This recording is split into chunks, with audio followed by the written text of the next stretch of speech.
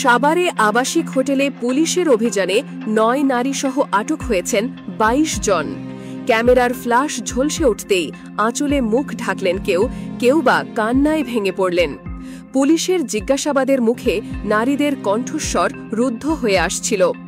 ১৪ October মঙ্গলবার রাতে সাভার বাজার বাস স্ট্যান্ড সংলগ্ন দুবাই গেস্ট হাউস নামের এক আবাসিক হোটেলে আইনশৃঙ্খলা বাহিনীর অভিযানে এমনই এক পরিস্থিতির সৃষ্টি হয়।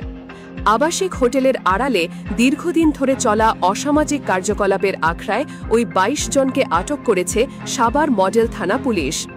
মঙ্গলবার গভীর রাতে স্থানীয়দের দীর্ঘদিনের অভিযোগের ভিত্তিতে সাভার মডেল থানা পুলিশের একটি চৌকস দল দুবাই গেস্ট হাউসে আকস্মিক অভিযান চালায়। হোটেলের বিভিন্ন কক্ষ থেকে আপত্তিকর অবস্থায় ৯ জন নারী এবং ১৩ জন পুরুষকে আটক করা হয়। অভিযানের খবর ছড়িয়ে পড়লে এলাকায় চাঞ্চল্যের সৃষ্টি হয় এবং উৎসুক জনতা হোটেলের সামনে ভিড় জমায়। আটককৃতদের থানায় নিয়ে যাওয়ার সময় এক হৃদয় বিদারক দৃশ্যের অবতারণা হয়। আটক নারীরা লজ্জায় ও অপমানে ক্যামেরার সামনে থেকে মুখ লুকাতে থাকেন।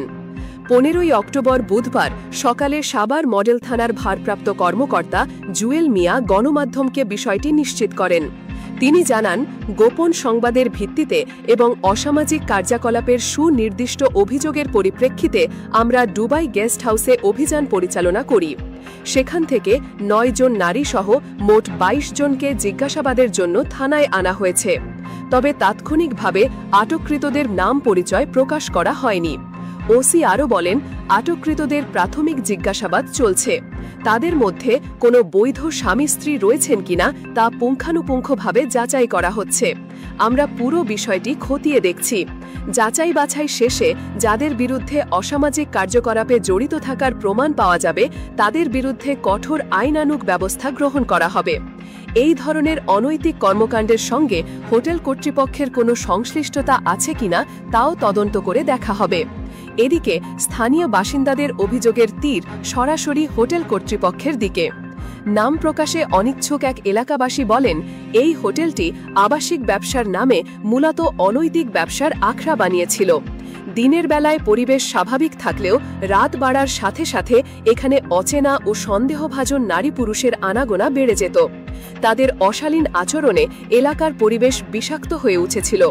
আমাদের ছেলেমেয়েরা এসব কারণে নিরাপত্তাহীনতায় ভুগত।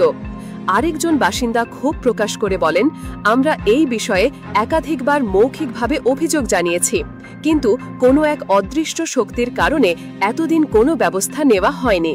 মনে হচ্ছিল তারা আইনকে বৃদ্ধাঙ্গুলি দেখিয়ে এই অবৈধ ব্যবসা চালিয়ে যাচ্ছিল। এই অভিযানের পর সাভার বাজার বাস স্ট্যান্ড এলাকার বাসিন্দাদের মধ্যে স্বস্তি ফিরে এসেছে। তারা পুলিশ প্রশাসনকে ধন্যবাদ জানানোর পাশাপাশি দাবি তুলেছেন, শুধু এই একটি হোটেল নয়, সাভারের আনাচে কানাচে গজিয়ে ওঠা এ ধরনের সব আবাসিক হোটেলে যেন নিয়মিত নজরদারি চালানো হয়। তাদের মতে এই হোটেলগুলো সামাজিক অবক্ষয়ের কেন্দ্রবিন্দুতে পরিণত হয়েছে, যা তরুণ প্রজন্মের ওপর মারাত্মক নেতিবাচক প্রভাব ফেলছে। এই ঘটনাটি সমাজের গভীরে প্রথিত অবক্ষয়ের বিরুদ্ধে একটি জোরালো সতর্কবার্তা। প্রশ্ন উঠছে, কিভাবে প্রশাসনের নাকের ডগায় দিনের পর দিন এই ধরনের অবৈধ কার্যকলাপ চলতে পারে। সমাজ বিশ্লেষকরা বলছেন, নৈতিক শিক্ষার অভাব, দারিদ্র্য এবং দ্রুত অর্থ উপার্জনের লোভ তরুণ তরুণীদের এই অন্ধকার পথে ঠেলে দিচ্ছে। বিশেষজ্ঞরা মনে করেন, এই চক্রের শিকড় সমাজের অনেক গভীরে বিস্তৃত এবং এর পেছনে প্রভাবশালী মহলের মদত থাকাও অস্বাভাবিক নয়। শুধু আইন প্রয়োগই নয়, এই ঘৃণ্য ব্যবসার নেপথ্যের কারিগরদের চিহ্নিত করে আইনের আওতায় আনা এখন সময়ের দাবি। আটক ২২ জনের ভবিষ্যৎ আইনি প্রক্রিয়ার ওপর নির্ভর করলেও এই ঘটনা সাভারের বিবেকবান মানুষকে এক গভীর লজ্জায় ডুবিয়ে দিয়ে গেল।